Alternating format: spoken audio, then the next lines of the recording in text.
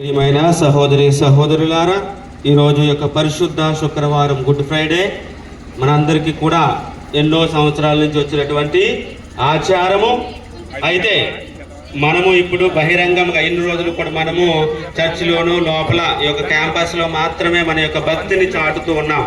ఇప్పుడు బయటికి వెళుతున్నాం కాబట్టి బయట మన యొక్క తప్పులు పట్టుకోవడానికైనా, మనల్ని విమర్శించడానికైనా, మరియు ముఖ్యముగా మన యొక్క క్రమశిక్షణ, మన యొక్క ఐక్యత, మన యొక్క భక్తి భావాలు ఎలాగుంటాయని చాలామంది మనల్ని చూస్తూ ఉంటారు. కాబట్టి దయచేసి మనము ఏ తప్పు చేసినా క్రమశిక్షణలు లేకపోయినా మనం ఎవరు కూడా నిందించబడం, దేవునికే ఆ నింద వస్తుంది. ఇప్పుడు కూడా ఎన్నో ప్రసంగాల్లో మనం వింటా ఉన్నాం, యేసు ప్రభు ఎందుకు అన్ని బాధలు అనుభవించాలి, ఎందుకు అన్ని శ్రమలు అనుభవించి అంత ఘోరమైన మరణం పొందాలంటే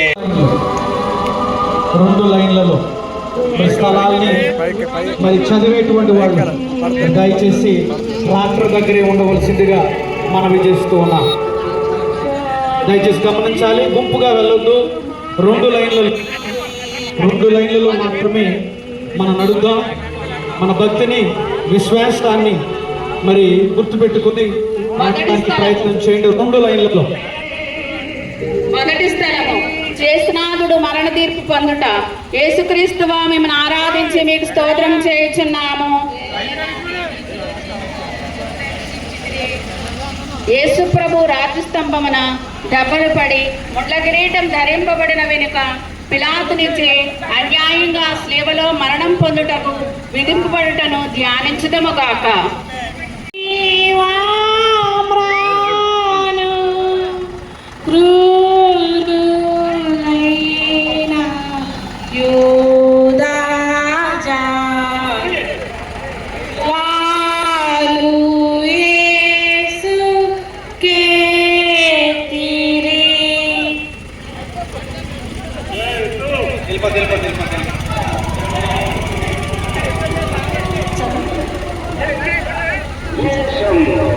దయచేసి గమనించాలి. ఇద్దరిద్దరు చొప్పున ఇద్దరిద్దరు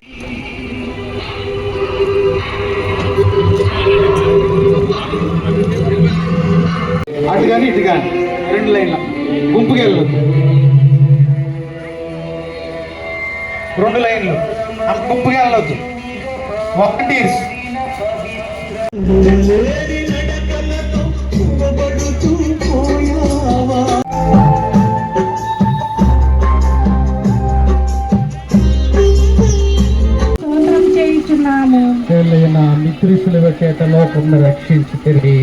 యేసు ప్రభువు తన భుజముల మీద స్లీవను మోసుకొని పోవు సమయమున మనలను తలంచి తాను పొందబోవు పాటులను మరణమును మన కొరకు తన పితకు సమర్పించుటను ధ్యానించుదుముగాక. నా రక్షకుడైన యేసువా, మరణకాలము వరకు మీరు నాకు విధించి ఉండేడు దురితములను చేకొని నా పాపముల కొరకు ఉత్తరింపుగా మీకు అప్పగించుచున్నాను. స్లీవను మోసుకొని పోవుటలో మీరు అనుభవించిన పాటుల ఫలమును చూచి నేను నిండు ఓర్పుతోను పూర్ణ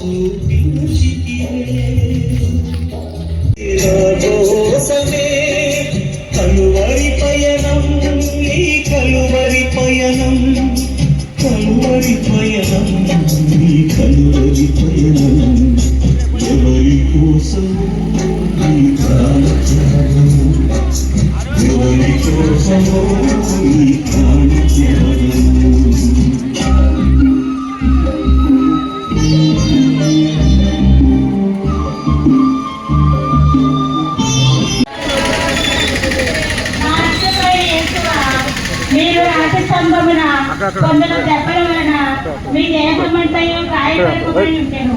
మీ దేహములో నుండి రక్తము ధారాళముగా కారిపోయినందున నడుచున్నకు శక్తి లేనంత బలహీనత ఏర్పడింది. అయినను మీ భుజముల మీద ఈ భారమైన గొప్ప మ్రానును మోయవలసి ఉండేది. రాడు వారు వారిని కొట్టినందున ఇంట్లో పలుమారు నేలపడదని ధ్యానించడము గాక.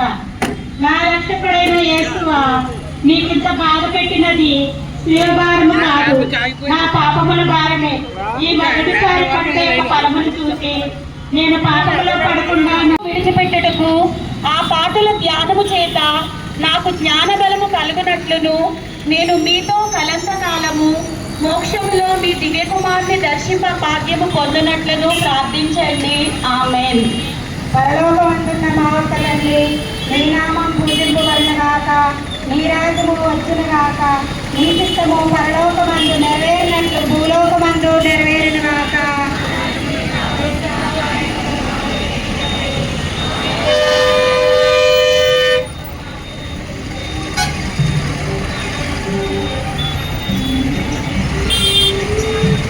ఎవరు ప్రసాదం చేత అండిన మరియమ్మ వందనము. కేంద్ర వారు మీతో ఉన్నారు, స్త్రీలలో ఆశీర్వాదింపండి వారు మీరే, మీ గర్భఫలమందు యేసు ఆశీర్వాదింపండి వారు అగునే. రూమ్ లైన్లే గుంపుకి వెళ్ళొద్దు. రూమ్ లైన్ అయితే ట్రాఫిక్ కి అంతరాయం ఉండదు.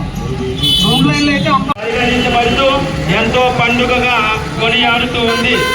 యేసుక్రీస్తు మరణము పొందినటువంటి రోజు, యేసు ప్రభువు దేవుని యొక్క కుమారుడు, ఆయన సర్వ మానవాళి కొరకు కూడా ఈ రోజు ప్రాణాలు అర్పించినటువంటి రోజు ఈ యొక్క గుడ్ ఫ్రైడే శుక్రవారం. కాబట్టి యేసు ప్రభువు ఎందుకు ఇన్ని బాధలు అనుభవించవలసి వచ్చింది? ఎందుకు యేసు ప్రభువు ఒక విప్లవకారుడుగా, ఒక బందిపోటు దొంగగా, ఒక ఘోరమైనటువంటి తప్పులు చేసినటువంటి వ్యక్తిగా, ఏ తప్పు చేయకపోయినప్పటికీ కూడా ఎందుకు అనుభవించవలసి వచ్చింది అని అంటే, ఆయన అందరికీ కూడా వచ్చేటువంటి సందేహం ఇది. అయితే మానవులపై ఆ దేవునికి ఉన్నటువంటి ప్రేమ, మానవుడు ఒక ప్రేమను వ్యక్తపరచడానికి త్యాగం చేస్తేనే ఎదుటి వారికి అర్థమవుతుంది. అయితే ఎన్నో వేల సంవత్సరాల క్రితం నుంచి కూడా అన్ని గ్రంథాలు, వేదాలు, బైబిల్ గ్రంథం, పరిశుద్ధ గ్రంథం, ధర్మశాస్త్ర బోధము మనకు బోధిస్తున్నట్టుగా దేవుని యొక్క కుమారుడు లోక రక్షకుడు జన్మిస్తారని, ఆ యొక్క లోక రక్షకుడు మానవులందరి కొరకు కూడా ప్రాణాలు అర్పిస్తారనేటువంటి సత్యం అది ఈరోజు జరుగుతుంది. అయితే చాలా మంది అనుకుంటూ ఉంటారు, దేవుడైనప్పుడు ఎందుకు ఒక మనిషిగా ఘోరమైనటువంటి హింసలు పొందాలి, అవమానాలు పొందాలి? ఏ అవిధ ఆకాశానికి భూమికి మధ్యన ఒక బండి ఉండగా ఎందుకు ఆయన అంత ఘోరమైనటువంటి పొందవలసి వస్తుందని చెప్పాలి. గోధుమ గింజ భూమిలో పడి నశించినంత వరకు కూడా అది ఒక విత్తనం కిందే ఉంటారు. ఎప్పుడైతే ఆ యొక్క గోధుమ గింజ భూమిలో పడి నశిస్తుందో విస్తారముగా ఫలిస్తుంది. ఏదైనా సరే జీవము రావాలి అంటే ఒక జీవము మరణించాలి. ఏ చెట్టు అయినా పొట్టైనా ఒక ఏ సృష్టి అయినా కూడా ఒక విత్తనం భూమిలో పడి నశిస్తే, లేదంటే ఆ విత్తనం లాగే ఉండిపోతుంది. యేసు ప్రభువు దేవుని కుమారుడు, దేవుడు కాబట్టి ఆ దేవుడు ఈ లోక మానవులందరి కోసం కూడా ప్రారంభించినటువంటి రోజు ఈ యొక్క మంచి శుక్రవారం, పరిశుద్ధ శుక్రవారం, గుడ్ ఫ్రైడే రోజు. కాబట్టి మానవునికి జీవాన్ని ఇవ్వడానికి, దాన్ని సమృద్ధిగా దేవుడు మనకు జీవాన్ని ఇవ్వడానికి ఆయన ఈ రోజు ఒక శిలువ మరణం పొందుతూ ఉన్నారు. యేసు ప్రభువు అంటే ఒక లోక రక్షకుడు. క్రైస్తవ మతం అంటే అది ఒక మతము కాదు, ఒక జీవిత విధానం. అయితే ప్రియమైన సహోదరులారా, క్రైస్తవ సోదరులారా, మానవ సోదరులారా, క్రైస్తవత్వం అంటే దేవుణ్ణి ప్రేమించు, నీ తోటి సోదరుని ప్రేమించు. దేవుణ్ణి ప్రేమించగానే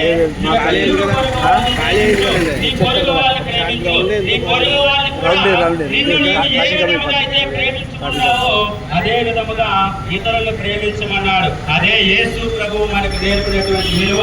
కాబట్టి క్రైస్తవులు అంటే క్రీస్తును అనుసరించే వాళ్ళే కానీ క్రీస్తు బోధించినటువంటి బోధనలు జీవించే వాళ్ళే కానీ ఒక మతముగా మాత్రం అదే పరిగణించబడకూడదు. క్రైస్తవ చిందిస్తేనే ఆ యొక్క పాప పరిహారం జరుగుతుంది అని యేసు ప్రభువు ఏ జంతువుల్లో పక్షుల్లో కూడా బలిగా ఇవ్వకుండా తనను తానే ఒక బలిగా అర్పించి తన యొక్క రక్తాన్ని చిందించి ఈ రోజు మానవాళ్ళందరికీ కూడా ఆయన రక్షణను తీసుకుని వస్తూ ఉన్నారు. మనందరి యొక్క పాపాలు కూడా యేసు ప్రభువు యొక్క రక్తముతో ఆయన కడిగి వేస్తా ఉన్నాడు. కాబట్టి అందరము కూడా ఆయనకి కృతజ్ఞులై ఆ యొక్క ప్రభువు నేర్పినటువంటి విలువలు, ప్రభువు నేర్పినటువంటి బోధనల ప్రకారం మనం జీవిస్తే ఈ లోకంలో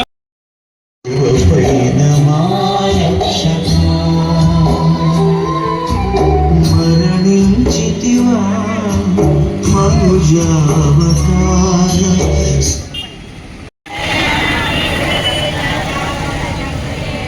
వేరోనికమ్మ భక్తి అతిశయమును ధ్యానించుదుముగాక. యేసు ప్రభువు పొందిన శ్రమలను చెమట చేత కాంతిహీనమైన వారి తిరుముఖమును ఆ యమ్మ చూచి ఒక వస్త్రమును వారి చేతికియ్యగా ఆ వస్త్రముతో వారు తమ ముఖమును తుడుచుకొనిన మాత్రమున వారి ముఖపోలిక ఆ వస్త్రము మీద ముద్రింపబడెను.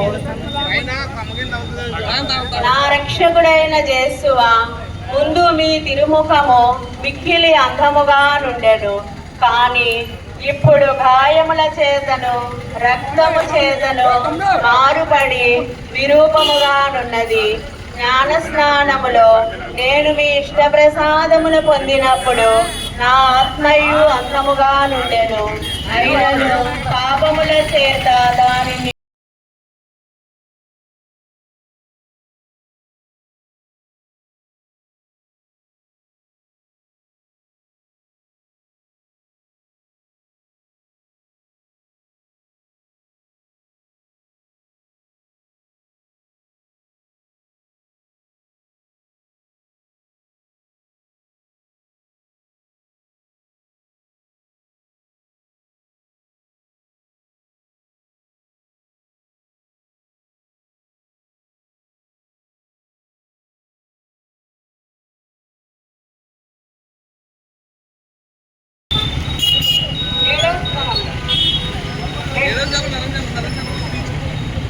ఏడో స్థలము యేసు ప్రభు రెండోసారి ఇకనైనా నా మరణ పర్యాంతము మీ అనుగ్రహమునందు స్థిరముగా నుండ కావలసిన సహాయము ఈ రెండవ పాటలను చూసి నాకు దయచేయండి. నాకు వచ్చటి సకల శోధనల యందు సదా నేను మీకు శరణజొచ్చుటకు అనుగ్రహం పాలించండి. ఇక ఏనాటికి మేము ఎడబాయకుండినట్లు చేయండి. పరలోకమందు లేక మా తండ్రి, నీ నామం పూజింపబడును గాక, నీ రాజ్యం వచ్చును గాక, నీ చిత్తము పరలోకమందు నెరవేరినట్లు ఈ భూలోకమందు నెరవేరును గాక. యేసు రక్తమే, క్రీస్తు రక్తమే, యేసు రక్తమే, క్రీస్తు రక్తమే.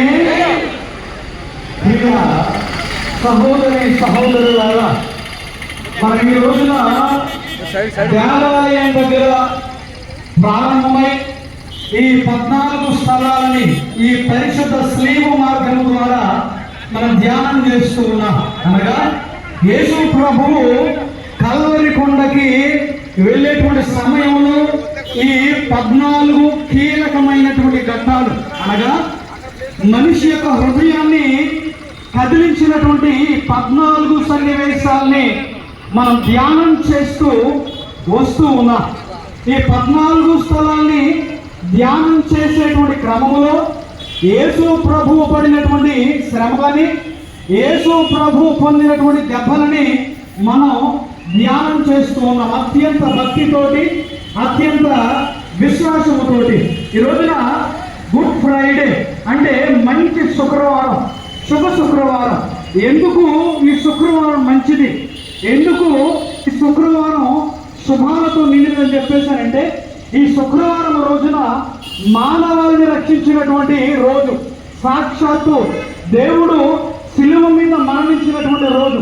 మనందరం కూడా పాపము నుంచి కడగబడ్డం కాబట్టి, మనందరం కూడా పరిశుద్ధులుగా చేయబడ్డం కాబట్టి ఈరోజు శుభ శుక్రవారం.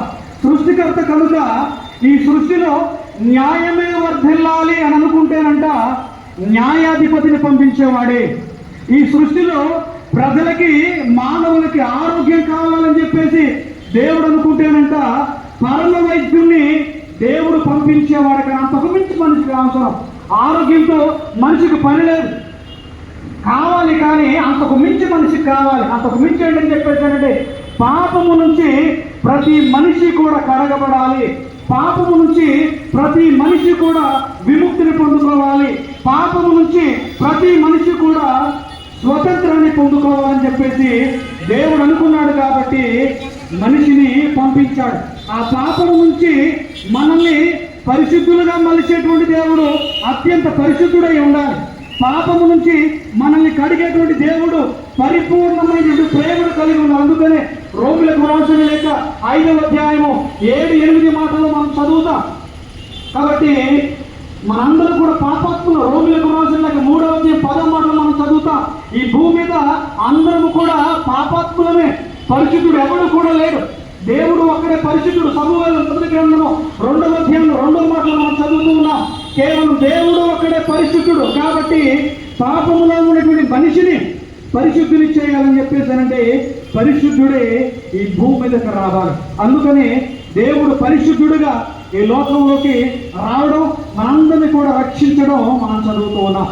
మరణము ద్వారా స్వేచ్ఛ ఎలాగా, మరణము ద్వారా మనిషికి విడుదల ఎలాగా, మరణము ద్వారా మనిషికి విముక్తి ఎలాగా, మరణం మనిషిని ఎలాగా స్వతంత్రులు చేస్తుందని చెప్పేసి అనుకున్నప్పుడు యేసు రక్తమే జయం, యేసు రక్తమే జయం, యేసు రక్తమే జయం, సిలువ రక్తమే జయం, సిలువ రక్తమే జయం, సిలువ రక్తమే జయం, సిలువ రక్తమే జయం, యేసు రక్తమే జయం. యేసు రక్తమే జయం. ఎక్కడున్న వాళ్ళు అక్కడే ఉండండి. ఒక చిన్న పాట పాడదాం. పాట తర్వాత మరొక చిన్న మెసేజ్ ఉంటుంది, తర్వాత వెళ్దాం. సిలువపై వేలాడు శ్రీయేసుడు, నరులకై విలపించు నజరేయుడు, ఆ దేవుడు చిందించిన రుధిరధారలు, ఈ జగతిని విమోచించు జీవధారలు. సిలువపై వేలాడు శ్రీయేసుడు, నిరపరాధి మౌనగోని దీనుడాయను, మాతృమూర్తి వేదనని ఓదార్చెను, నిరపరాధి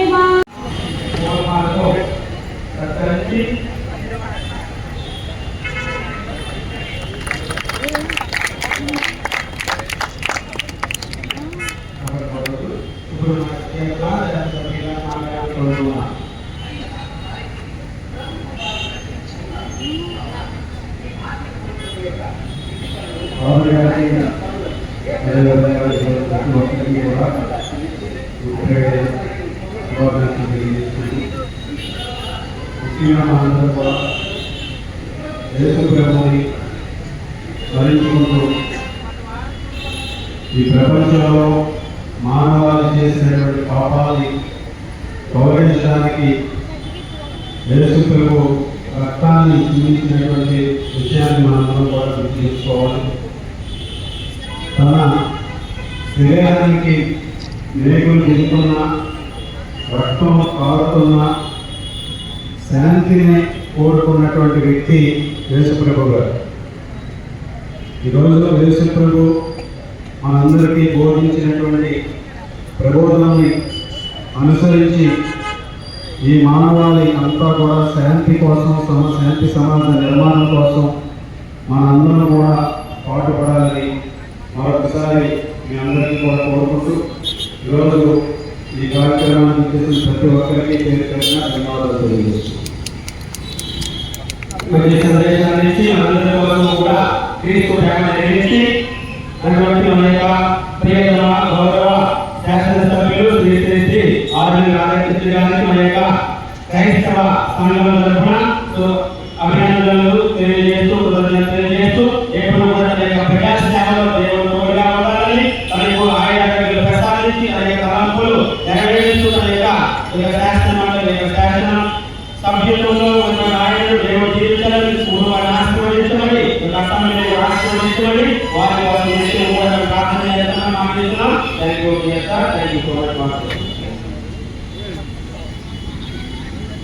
యేసు ప్రభు వస్త్రములను వలచినను ధ్యానించుదుముగాక. వారి లోపల వస్త్రములు పగిలిన వారి శరీరముతో పరుచుకొని వెళ్ళను.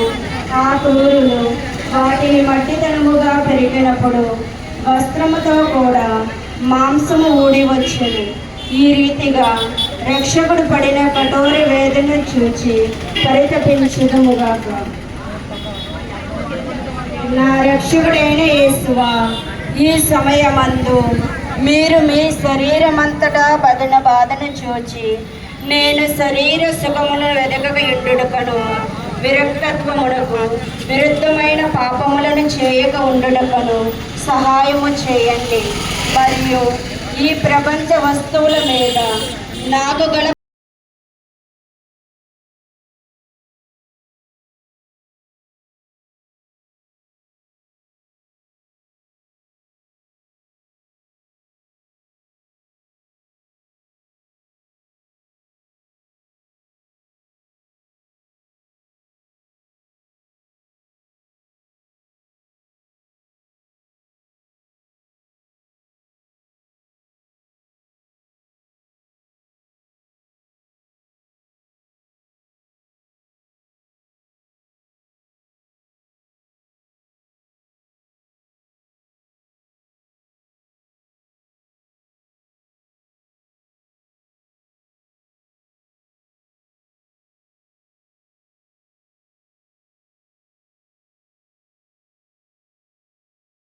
యేసు రక్తమే జయం. యేసు రక్తమే జయం. యేసు రక్తమే జయం. హల్లెలూయా. హల్లెలూయా. హల్లెలూయా. హల్లెలూయా. యేసు రక్తమే జయం. యేసు రక్తమే జయం. క్రీస్తు రక్తమే జయం. క్రీస్తు రక్తమే జయం.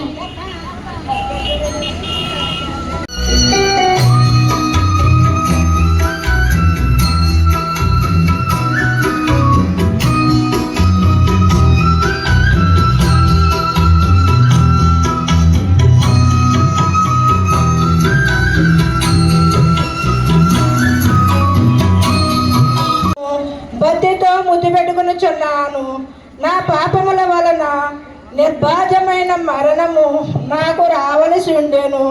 అయినను మీ మరణము చేత నన్ను రక్షించితిరి. నా కొరకు మీరు ఈ ఘోరమైన బాధ పొందినందు చేత నాకు మోక్ష భాగ్యం ఇచ్చిదిరని నమ్ముచున్నాను. మీ పాదములను కౌగులించుకొని మృత పొందుటకు అనుగ్రహము నాకు దయచేయండి. నా ఆత్మను మీ చేతి అంటే మొట్టమొదటిగా మార్కుస్. ఎవరి మార్కుస్ అంటే ఒక సైనికుడు. పేతురు ఆయన చెవిని తెగనరకగా ప్రభు అంటున్నాడు, పేతురు నీ కత్తిని లోపల పెట్టుము అని తన ప్రేమను చూపిస్తూ ఉన్నాడు. ప్రేమ మాత్రమే కాదు, ఆయనకి స్వస్థతనిస్తున్నాడు. దేవుని బిడ్డలారా, ఇదిగో క్రైస్తవుడు అంటే ప్రేమించేవాడు. నరాల్లో కూడా ప్రవహించేది ప్రేమ మాత్రమే ఉండాలి, కానీ ద్వేషము కాదు, కోపం కాదు, అసూయ కాదు. నైజాము ప్రేమ ప్రేమ ప్రేమ ప్రియ దేవుని బిడ్డలారా. ఇక రెండవదిగా పిలాతు, హెరోదు ఇద్దరు కూడా బద్ద శత్రువులంట. ఒకరికి పడదు, కానీ యేసు ప్రభువు మరణ సమయానికి ముందు వీరిద్దరిని కూడా ప్రభువు కలుపుతున్నాడు దేవుని బిడ్డలారా. ఇక మూడవదిగా బరబ్బ ఒక బందిపోటు దొంగ. ఆయన స్థానంలో ప్రభువే మరణించబోతున్నాడు. కాబట్టి ఒక దొంగ వాడికి జీవితాన్ని ఇస్తూ ఉన్నాడు. ఇక నాలుగవదిగా తల్లి మరియమ్మ. ఈ లోకాన్ని విడిచి వెళ్ళిపోతూ ఉండగా తల్లి ఒంటరిగా ఉండడం ఇష్టము లేక ఇదిగో తన యొక్క సోదరుని పిలిచి, యోహాన్ని పిలిచి, ఇదిగో నీ తల్లి, ఇదిగో నీ కొడుకు అని చెప్పేసి బాధ్యతను అప్పగించి మరి వెళ్తున్న దేవుని బిడ్డలారా. ఇక ఐదవదిగా చివరిగా మంచి దొంగ. ఎవరి దొంగ అంటే రక్షణను దోచుకున్నవాడు. చివరి సమయంలో వాడు మనస్సు పొందినవాడు. ఇది ఎలా సాధ్యము అంటే ప్రభువు యొక్క ప్రేమ ద్వారా ఆ దొంగ వారిని క్షమిస్తూ ఉన్నాడు. ఎవరు కూడా వెళ్ళవద్దు. బయట ఉన్నటువంటి మందిరము దగ్గర ఎక్కడైతే మనం ప్రారంభించామో స్లిప్ మార్గాన్ని అక్కడే 14వ స్థలము, అదే మాదిరిగా చివరి ప్రార్థన ఉంటుంది. చివరి ప్రార్థన అనంతరం మాత్రమే మీకు మజ్జిగ ఏర్పాటు చేయబడి ఉంది. ఆ మజ్జిగని ఈ 14 స్థలాలు సంపూర్ణంగా ముగించిన తర్వాతే స్వీకరించవలసిందిగా మనవి చేస్తూ ఉన్నాం. దయచేసి పెట్టుకోవద్దు, దయచేసి పెట్టుకోవద్దు.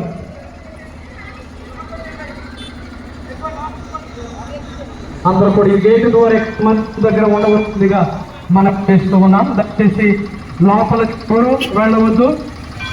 లోపలికి ఎవరు వెళ్ళవద్దు. అమ్మ అటు వెళ్తున్నాను, మరలా చెప్పినండి, ఇటు రండి, వెనకరండి. మిమ్మల్ని లోపల ఉన్న వాళ్ళు బయటికి రండి. ఈ 14వ స్థలం ముగిసిన తరువాత అప్పుడు మీరు లోపలికి వెళ్ళవచ్చు. ఇక్కడే ఉండవలసిందిగా మనం చేస్తూ ఉన్నాం. చివరి దాకా చక్కగా భక్తి